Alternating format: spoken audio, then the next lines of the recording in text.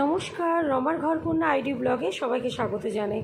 তো থাম্বনেল দেখে বুঝতেই পারছেন আমি কিভাবে স্বামীনারায়ণ মন্দির পূর্ব মেদিনীপুর থেকে যাব সেটাই আপনাদের সাথে শেয়ার করব। তো পূর্ব মেদিনীপুরে যেখানেই থাকুন না কেন, চৈতন্যপুর থেকে এসে আপনাকে কুকড়াহাটি ফেরিঘাটে আসতে হবে। ওখান থেকে ভ্যাসেল ফেরিয়ে আপনাকে রায়চকে আসতে হবে। তো রায়চকে এসে আমরা কলকাতাগামী যে কোনো বাস ধরবো। তো প্রত্যেকটা বাসই কিন্তু স্বামীনারায়ণ মন্দিরের সামনে থেকেই যাচ্ছে।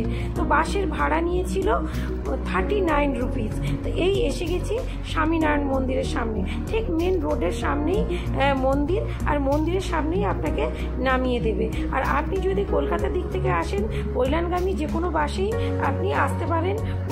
আর ট্রেনে এলে মাঝেরহাট স্টেশনে নামতে হবে। তবে এখন আমরা এই যে মন্দিরের সামনে গেটে প্রবেশ করব। মন্দির খোলা থাকে সকাল 8টা থেকে দুপুর 12টা অবধি এবং বিকেল 4টে থেকে রাত্রি 8টা অবধি। তার মধ্যেই কিন্তু আপনাদের আসতে হবে। আর এখানে নিয়মাবলীটা এই যে বোর্ডের মধ্যে দেয়া আছে, সেটা আমি আপনাদের দেখিয়ে দিচ্ছি। আর কখন আসতে হবে, আর গাড়ি পার্কিংয়ের সুন্দর ব্যবস্থা আছে 50 টাকার বিনিময়ে। এই যে নিয়মাবলীর বোর্ডটা আপনারা ফলো করে ভালো করে দেখে নিন। এর সামনেই এলে একটা বুক স্টল পড়বে। প্রথমেই আমরা এলাম বুক স্টলে। দারুণ দারুণ জিনিস আছে। শুধু যে বুক আছে তা নয়, কিন্তু স্বামীনারায়ণের অনেক সিংহাসন খুব রিজনেবল রেটের মধ্যে আছে। আমি তো একটা নিয়েই ফেললাম।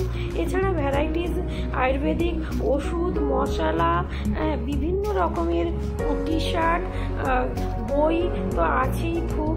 এরপরে আমরা চলে এলাম মন্দিরের বাইরের অংশে। দেখুন, যেন মনে হচ্ছে গালিচা পাতা রয়েছে, এত সুন্দর সবুজ ঘাসে চারিদিকটা ঘেরা। আর বিশেষ করে গরমকালে এলে আপনারা সাধারণত বিকেলেই আসবেন, তাহলে খুব ভালো হবে। গরমের সময় একটু সকালবেলাটা অ্যাভয়েড করাই ভালো। কথিত আছে স্বামীনারায়ণ নাকি এখান থেকে গঙ্গাসাগর গিয়েছিলেন। এরপরে আমরা চলে এলাম ডাইনিং হলে। ওখানে কিন্তু পানীয় জলের ব্যবস্থা রয়েছে।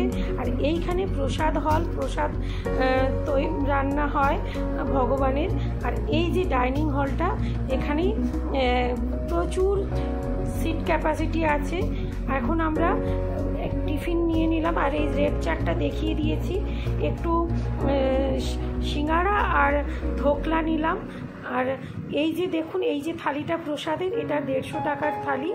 আর বাড়ির জন্য একটা প্যাকেটে 50 টাকায় খিচুড়ির প্রসাদ, খুব সুন্দর, ওটাও নিয়েছিলাম। তবে প্রসাদের থালিটা পুরোটাই গুজরাটি খাবার আছে, খুব সুন্দর, কোনো অসুবিধে নেই। তবে প্রসাদ পেতে হলে আপনাকে সকালেই আসতে হবে, বিকেলে কিন্তু কোনো প্রসাদের ব্যবস্থা থাকে না। আর এইটা হলো মন্দিরের সামনের অংশ। দারুণ সুন্দর, পরিষ্কার, ঝা চকচকে। এই মন্দিরটা কিন্তু দিল্লির অক্ষয়ধাম মন্দিরের আদলেই কিন্তু তৈরি।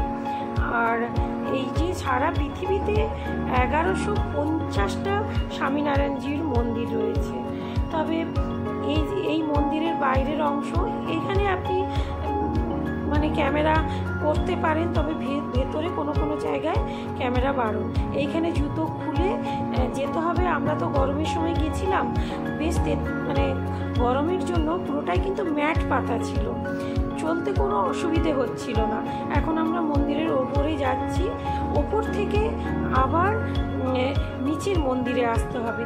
এই যে ওপর থেকে বাইরের অংশটা দেখুন, দারুণ সুন্দর। নিচেই স্বামীনারায়ণজির সোনার মূর্তি রয়েছে, যা প্রত্যহ সকাল 11টায় অভিষেক হয়। অভিষেক দেখতে চাইলে আপনাদের সকাল 11টার মধ্যে পৌঁছতে হবে। আর ভেতরেই পুজো দেওয়ারও ব্যবস্থা রয়েছে, আপনি জলাভিষেক করতে পারেন মাথা পিছু 50 টাকার বিনিময়। তবে স্বামীনারায়ণ মন্দিরের গেটের সামনে কিন্তু কোনো ভিক্ষুক দেখা যায় না। আর মন্দিরের ওপরে কখনো কোনো পাখি দেখা যায় না। দারুণ বিচিত্র ব্যাপার না? আর এখানে কিন্তু কোনো পণ্ডা বা কোনো দালালের কোনো সমস্যা নেই। তবে এই হলো আজকের ব্লগটি। যদি এটা ভালো লেগে থাকে অবশ্যই লাইক, কমেন্ট, শেয়ার করবেন। তো আজকের মতো এই পর্যন্ত, বাই বাই। দেখা হচ্ছে নেক্সট ব্লগে।